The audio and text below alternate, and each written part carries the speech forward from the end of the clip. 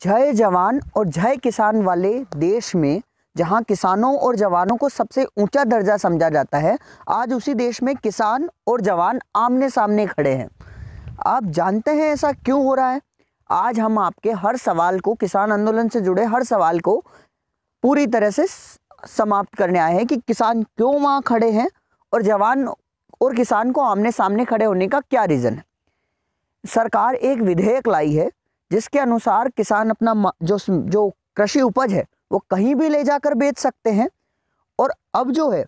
सीधे कंपनियों के साथ भी वो उसको मंडी में, जो सरकार अधीनस्थ मंडियां होती हैं उनमें ही बेचना उनको अनिवार्य नहीं रह गया। वो किसी के साथ भी सीधे लेन देन कर सकती है, यानी किसी भी कंपनी के साथ ट्रेड कर कर अपना माल बेच सकती है। सरकार का कहना है कि वो किसानों इससे जो है ज़्यादा मुनाफा कमाएंगे। अब जो है इसमें किसानों को क्या शंकाएं हैं और किस तरीके से वो जो है इस बात से, इसके विरोध में दिल्ली के आसपास चारों तरफ दिल्ली को घेरे हुए लगभग 70 दिनों से इसके लिए आंदोलन कर रही है, वो वजह मैं आपके साथ डिस्कस करने वाला हूं कि किसान जो है वो उनको शंका है कि इसके बाद जो है मंडी की जो व्यवस्था है जहां ले जाकर वो अपना सामान बेचते हैं वो समाप्त हो जाएंगी। दूसरी वजह उनको लगता है कि किसानों को ऐसा लगता है कि जब ये व्यवस्था लागू होगी तो बड़ी कंपनियां जो है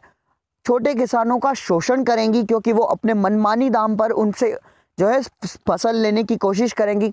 तो जो अगर सरकार कहती है, सरकार का कहना है कि मिनिमम समर्थन मूल्य के बारे में, जब किसानों को शंका है कि मिनिमम समर्थन मूल्य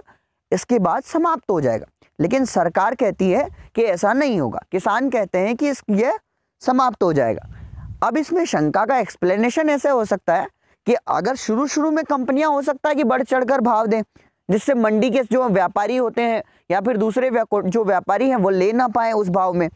2-3 साल, 4 साल, 5 साल तक वो इस भाव से लें और बाद में उन भावों को कम कर दिया जाए। वह इस तरीके से किसान उसको अपना शोषण समझ रहे हैं। दूसरी बात आती है कि मिनिमम समर्थन मूल्य की बात रही है मंडी की व्यवस्था। तो आप देखिए कि जैसे मैं आपको एग्जाम्पल देता हूँ कि जब मार्केट में जियो नई मार्केट में आई थी, तब बाकी जो अपनी जो सारी कम्युनिकेटिव्स कंपनियां थी, एयरटेल, आइडिया,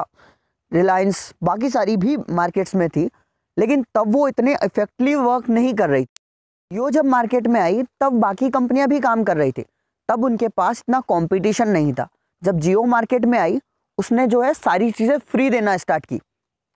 बहुत सारा डाटा इतनी स्पीड में इतना सस्ता दिया कि बाकी लोग उसके साथ उसके मार्केट में खड़े भी नहीं रह सके, और धीरे धीरे न के बराबर मार्केट साफ कर दिया पूरा, और आज उसकी पूरी सारी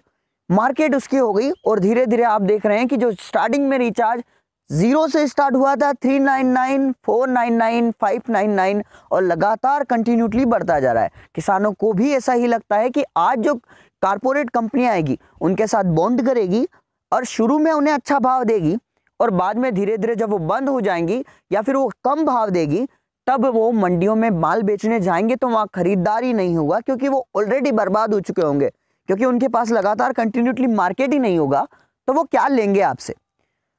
रही बात दूसरी शंका की, उनमें जो है गवर्नमेंट, किसानों का कहना है कि इससे पूंजीपतियों को जो है किसानों की जो भूमि है वो पूंजीपतियों को दी जाने वाली है, कारपोरेटर्स को देने वाले हैं या फिर उनके हक में काम करने वाले हैं। तो सरकार का इसमें कहना है कि इसमें जो है कोई भी कॉन्ट्रैक्ट फसल के बारे में होगा, ना कि ज़मीन के बारे में या ज़मीन की मालिकाना हक के बारे में। ये आपका डाउट क्लियर हो जाता है कि सरकार कहती है कि ये कॉन्ट्रैक्ट सिर्फ और सिर्फ फसल पर होगा, और उसमें भी जो है किसान जब भी चाहे इस कॉन्ट्रैक्ट को तोड़ सकते हैं, वो इससे मना कर सकते हैं। लेकिन आप भी एक बात को समझिए कि अगर कोई कॉन्ट्रैक्ट हुआ है तो उसे तोड़ने के लिए कॉन्ट्रैक्ट के थ्रू आपको चलना होगा, यानी कि आपको एक लॉ इन प्रोसीजर फॉलो करनी पड़ेगी। अगर आप कॉन्ट्रैक्ट तोड़ते हैं तो आपको जवाब तो देने पड़ेंगे। अगर वो केस कोर्ट के तक जाता है जहाँ एक कॉर्पोरेटर कंपनी होगी और एक तरफ किसान होगा, तो किसान अपनी तरफ से निजी वकील करेगा और कॉर्पोरेट की तरफ से सरकार का वकील होगा या फिर उनका वकील होगा। तो इतनी बड़ी मल्टीनेशनल कंपनीज के आगे एक फार्मर की कौन सुनेगा, जब आज उनके बिल के बारे में कोई नहीं सुन रहा। अब आती है मंडी की व्यवस्था के बारे में हो गई, पूंजीपतियों के बारे में बात हो गई। अब आती है कि कारपोरेट्स क्या कंपनियों वाले या कारपोरेटर्स जो होते हैं, बड़े बड़े उद्योगपति हैं, वो क्या किसानों का शोषण करेंगे अपनी कंपनियों के द्वारा? तो सरकार कहती है कि नहीं करेगी और ऐसा नहीं होने देंगे, लेकिन किसानों का कहना है कि ऐसा जरूर होगा। जब आप इसे एक बात से समझिए कि अगर कोई बड़ा काश्तकार है या फिर बड़ा किसान है, उसको तो इससे फायदा होना ही है कि अगर इस मार्केट में सोयाबीन की खेती ही होती है, जैसे इस इलाके में, तो ज़्यादातर खेती वो सोयाबीन के लिए करवाएंगे। कंपनी आएंगी तो वो सोयाबीन की खेती करवाएंगी। लेकिन किसान क्या होता है कि एक साल जो है सोयाबीन की खेती करता है, दूसरे साल किसी और फसल को बोता है ताकि उसकी भूमि जो है उपजाऊ बनी रहे। लेकिन जब कॉरपोरेट्स आएंगी तो वो इन्वेस्ट करेंगी और सिर्फ अपना फायदा सोचेंगी, अपनी फायदे के लिए फसलें पैदा करवाएंगी, ना कि किसानों की जमीन के लिए, खाद्यान्न के लेवल जो है क्वालिटी मेंटेन करने के लिए नहीं, बस अपनी जो है अपने जो है पैसों के थैलों को भरने के लिए, या फिर अपनी जो है पॉवर्टी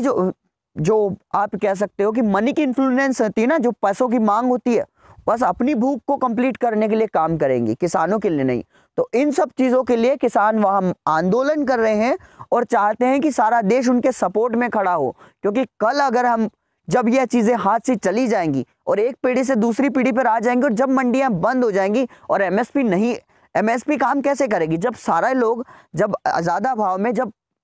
कॉर्पोरेटर्स को भाव देंगे, तब धीरे धीरे उनसे कोई लेने ही नहीं आएगा। तो धीरे धीरे सरकार भी उस चीज़ों को कम कर देगी, और फिर जब शुरू करने की कोई गुंजाइश नहीं होगी तब मना कर देगी, ऐसा किसानों का मानना है। और मैं किसी फैक्ट्स में नहीं, सारी डिसीजन जो है वहाँ चल रही उन बातों के बारे में आपके साथ शेयर कर रहा हूँ। आप अपना ध्यान जरूर इस पर बनाएं, और ऐसी अगर वीडियो जो ऐसी न्यूज़ वाली वीडियोज़ या इन्फॉर्मेटिव वीडियो आप जानना चाहते हैं तो प्लीज़ इस चैनल को सब्सक्राइब करें।